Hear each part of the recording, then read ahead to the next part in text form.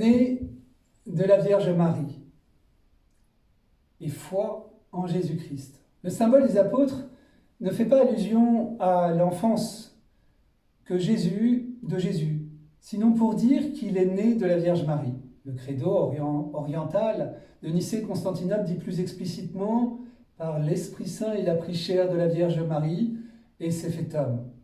Voilà une affirmation particulièrement difficile à admettre aujourd'hui. Jésus serait né d'une mère, Marie, vierge, sans l'intervention d'un homme.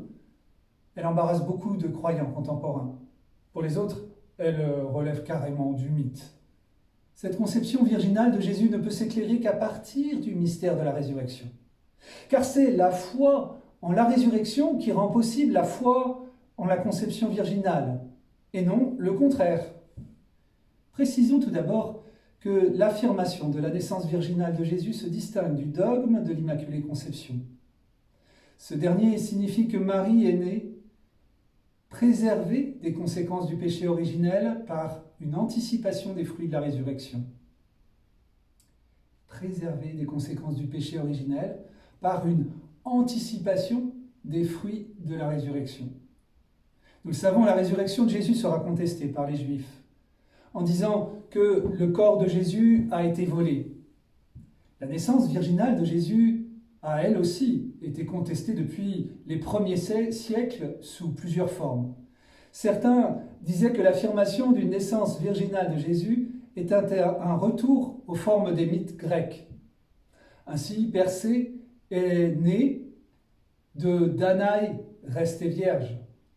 Au IIe siècle, le païen Cels, dans son œuvre contre les chrétiens intitulée « Le discours véritable », discrédite ainsi la virginité de Jésus en disant que Jésus est né d'un adultère, que Marie a été obligée de fuir en Égypte en secret avec Jésus. Et là, Jésus aurait acquis des pouvoirs magiques de guérisseur lui permettant de se proclamer Dieu. Certains, comme les Ébionites, petit groupe judaïsant, disaient encore que Jésus était né de Marie et de Joseph. D'autres, que Jésus n'est pas vraiment né, mais a pris l'apparence d'un homme. C'est la grande hérésie des docètes, d'un mot grec qui signifie paraître. Cependant, les premiers pères de l'Église résistent fermement sur ce point. C'est à partir du IVe siècle que l'affirmation de la naissance virginale du Christ n'est plus mise en doute dans les sociétés de plus en plus chrétiennes. La philosophie des Lumières au XVIIIe va remettre cela en question, suivie en cela par de nombreux théologiens protestants au XXe siècle, soucieux de démythologiser la foi chrétienne. Aujourd'hui, l'objection majeure que l'on peut entendre est celle d'un dénigrement par l'Église de la sexualité. Selon eux, en refusant à Jésus une naissance normale, c'est sa véritable humanité qui serait mise en cause. Or, dans la Bible, la fécondité est le signe de la bénédiction de Dieu, comme on le voit par les récits présentant le drame des femmes stériles. La conception virginale est au contraire une nouveauté déconcertante qui ne va pas de soi. C'est par un choc en retour que la virginité sera mise en valeur par l'Église naissante. Par ailleurs, le fait que Jésus soit né d'une vierge ne remet pas en cause sa véritable humanité, car toute la série des générations est elle-même inscrite dans un acte de création d'Adam, figure de l'humanité. Cet acte se poursuit dans la création de tout homme. La conception virginale de Jésus a valeur de création nouvelle ou de recréation. En effet, en elle, un signe est donné de l'humanisation du Fils de Dieu et d'un nouveau commencement de l'humanité. La difficulté à l'admettre est la même que celle que nous pouvons avoir à l'égard de l'idée de création. C'est donc une affirmation qui concerne avant tout l'identité de Jésus comme nouvel Adam. Terminons par souligner deux erreurs importantes à éviter dans l'interprétation de la naissance virginale. La divinité de Jésus ne dépend pas de sa conception virginale.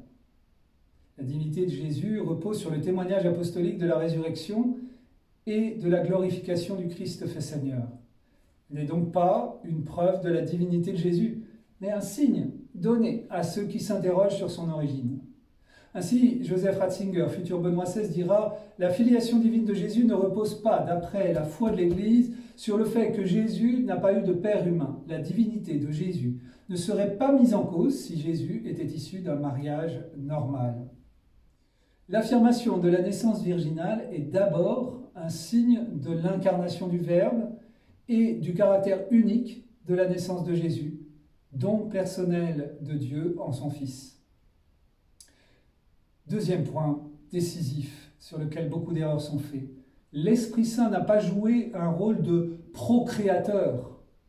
On serait alors de nouveau dans les mythes païens.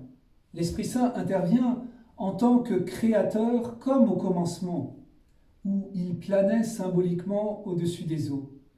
Pour conclure, il est décisif de voir dans l'affirmation de la naissance virginale de Jésus une correspondance entre la fin et le commencement, entre la naissance et la résurrection. Ainsi, un théologien contemporain dira avec justesse « La naissance de Dieu, du sein de la Vierge, se situe au même niveau que l'image de l'ouverture du tombeau au matin de Pâques, de même que l'on ne peut comprendre le comment de la résurrection. Chercher le comment de la naissance virginale est une impasse. »